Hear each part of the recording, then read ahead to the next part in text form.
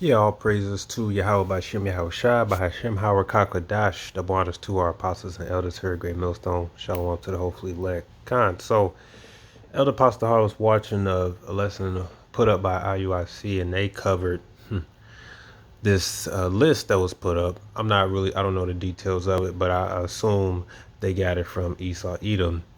But the list is titled America's, aka Babylon, the Great Largest Hate Groups. And like Elder Pastor said in his title, GMS is number 6 on this hate group, alleged hate group. And yeah, I wonder who put this list together. Well, we already know it's Esau, Edom, chiefly Amalek, most likely. And like Elder Pastor said, when you look at this list, it's like 24. You can watch the video. He goes over who's on the list. And primarily it's Israelites. Primarily it's just Jake. Of all the Jakes. And yeah, the question is who put this list together, and it's the reason why Esau Edom has labeled us that, which you would have to show the proof as of actually why or what crimes we have committed, is because they know that we the Israelites, and part of the main problem that they have an issue with is that we teach that the Negroes today are indeed the biblical Jews.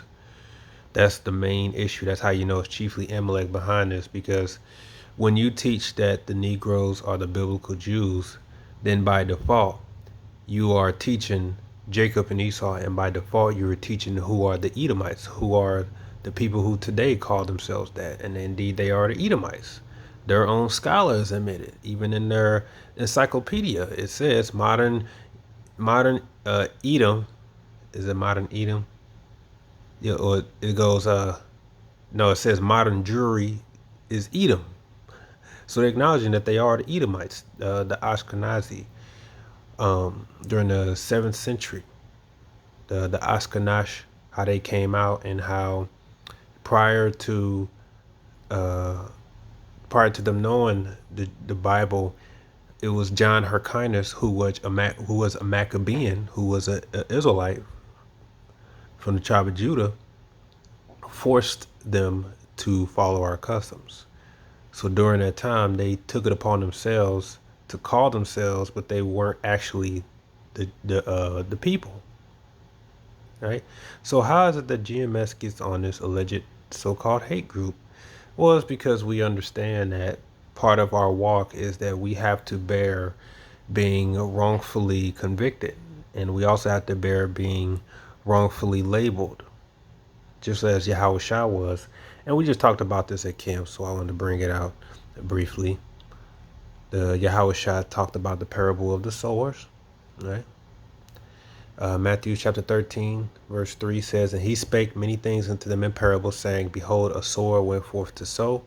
And when he sowed, some seeds fell by the wayside, and the fowls came up and devoured them up. Some fell upon stony places, where they had not much earth, and forthwith they sprung up, because they had no deepness of earth. And when the sun was up, they were scorched, and because they had no root, they withered away. And some fell among thorns, and the thorns sprung up and choked them. But other fell into good ground, and brought forth fruit, some 100-fold, some 60, some 30-fold. He who have ears to hear, let him hear, meaning he who have ears to understand, let him understand. And the parable of that, verse 18, he explains, Hear ye therefore the parable of the sower. When anyone heareth the word of the kingdom and understandeth it not, then cometh the wicked one and catcheth away that which was sown in his heart. This is he which receiveth seed by the wayside. But he that receiveth the seed into stony places, which is the point we're going to highlight here, the same is he that heareth the word, and with joy receive it. Yet hath he not root in himself, but dureth for a while. For when tribulation or persecution ariseth because of the word, by and by he is offended.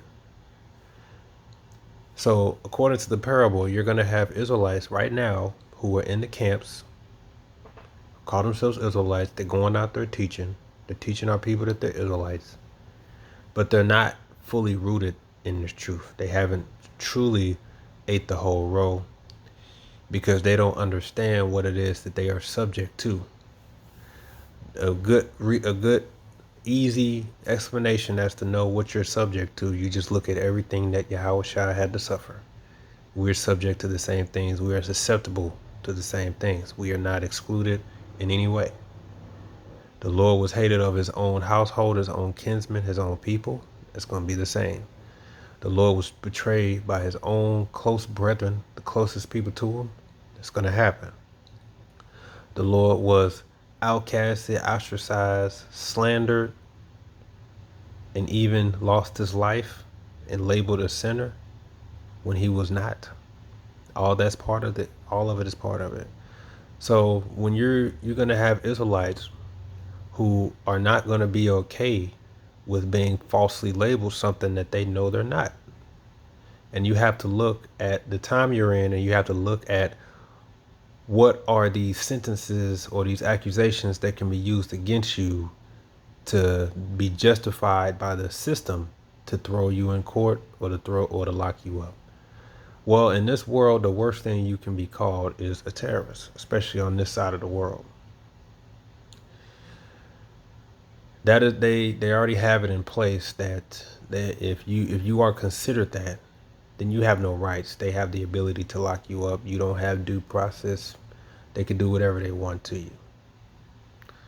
They are pushing legislation to pass to label you for that if you're teaching the Bible. See? So what's going to happen to those who see themselves in these groups labeled as hate groups falsely just for teaching that they're Israelites? And they see the persecution coming because of the word. According to the scriptures, most of them or many of them are going to lose their faith. They're going to fear for their life, and they're going to abandon this truth. Just that simple. So much so, you have Israelites today who call themselves Israelites, but they teach that the Edomites can make it, and they love the Edomites. They're doing that partially because, one, they still suffer from Stockholm Syndrome, and two, they're trying to get around being persecuted. So they believe that if they teach, yes, I'm an Israelite as I am, but I love everybody, I don't hate nobody. If they push that doctrine, they believe that that's going to be grounds enough for them to be excluded or exonerated when Esau Edom comes down. Well, I got news for you. If you call yourself an Israelite, they're going to come for you. If they catch you wearing fringes in that day, they're going to come for you. Now, I'm not saying you don't have to do any of those things, but this is the reality that we're going to face. When these devils make up their mind to try to censor the word, you know, the scriptures talk about a famine in the word, right? So you have to look and observe what's going on in the world to see how that famine is going to come about. And they're going to push that famine about by primarily pushing what? Hate speech. Using the word anti-Amalek. Bible verses being banned. They're already making moves on it. They're making moves on it already. Not just in America, but in Europe as well. They're banning Bible verses. They're banning the scriptures. And part of that is cloaked. Part of the cloak is, oh, the LGBT, we need to protect their feelings. But mind you, it's really the anti-Amalek. Okay, the Amalekites are being exposed. They're trying to implant their final stamp in the New World Order. And for these moves to make, they need to be able to work in the shadows. And when people shine the bright lights, it's problematic. Hell, just look at the last clip I uploaded. It was a clip uploaded from in 1991 where David Rockefeller, an Amalekite, had his little meeting giving praises and thanks to the news outlet media. But what he didn't know is that it was being recorded. Part of his speech got sent out, and he said, I want to thank the media for working with us for our plan for the New World Order. And we wouldn't be able to get this far if everything we did had lights shining on us. So, and that's why they're exposed. So now they're more exposed than ever. So what they're trying to do is shut down the truth. They're trying to shut down the Bible. And in doing so, they're going to work off the emotions of the people and say, look, we need to make it to where anybody who's teaching the Bible, anybody who's calling themselves an Israelite, we're going to link them to being anti-Amalek. We're going to link them to being a terrorist, which is going to be grounds enough for us to take down your channels and shut down the street preaching and even lock you up. Yes, this is coming. You are going to be labeled falsely, because we're not a hate group. We're a love group. We're teaching our people to do better about themselves. We're teaching our people to come back to the Bible and come back to the scriptures, and the scriptures don't condone violence. So we don't condone violence. But you know, if you don't understand what you're involved in, many Israelites are going to be offended at that. They're going to be offended at really the Lord and say, Lord, I didn't sign up for this. You didn't tell me I had to go through all this. I'm being labeled falsely. They calling me this and I ain't that. And you going to let this happen to me? Oh, no. But really what they didn't understand is you did sign up for it when you picked up your cross, which is just symbolic for picking up also the cross, as in being willing to go to the stake and walk the same path as the Lord. And when just like when you take part of the Passover, you drink the blood, you're saying, I'm joining a covenant with you. I'm just like you, Yahweh. I'm just like you, right? As Matthew chapter 10 says in 24, the disciple is not above his master, nor the servant above his Lord. It is enough for the disciple that he be as his master, and the servant as his Lord. If they have called the master of the house Beelzebub, how much more shall they call them of his household? And you know what Beelzebub means? Basically, it means Satan. Beelzebub, which means Lord of the house, aka a name of Satan, Prince of evil spirits. So they're saying you are the Prince of evil spirits, which in the Hebrew, as you can see, is two words, Baal and Zabawab. Baal Zabawab. So, which means Satan. So, which is the worst thing you can call somebody in the ancient world. So it ain't gonna be no different today. And he says, how much more shall they call them of his household? Okay. So you're gonna be falsely accused. You understand? That's a part of the walk. And you can't be offended by it. If anything, we just laugh. Hey, group, why we get on there? That means they're watching us, and that means they fear. They're afraid of Yahweh Shem Yahushua.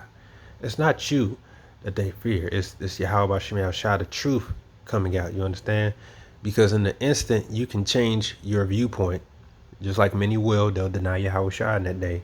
I ain't an Israelite no more. I'm sorry. I love everybody. I apologize. I'll take the chip. And just like that, you'll be received in the world.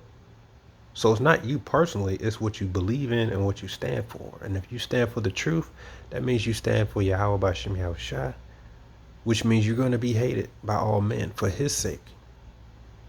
So you have to understand what it is that you're involved in. And nevertheless, we're gonna be protected in that day. Yahushua said he's going to protect his elect in that day, but you have to be willing to go through these things. If you aren't willing to go through these things, you're going to fold. Because you, in your mind, you didn't sign up for this, but yes, you did. Many Israelites don't really know what they're involved in, and that's why we get on those Israelite groups that push that prosperity Mary spirit in Babylon. You know, making rap videos, partying all the time. There's a strong chance most of them Israelites, they don't know what they're involved in. They just in it to have a good time because they were drawn in by the wrong message. They were given the wrong impression of what this is.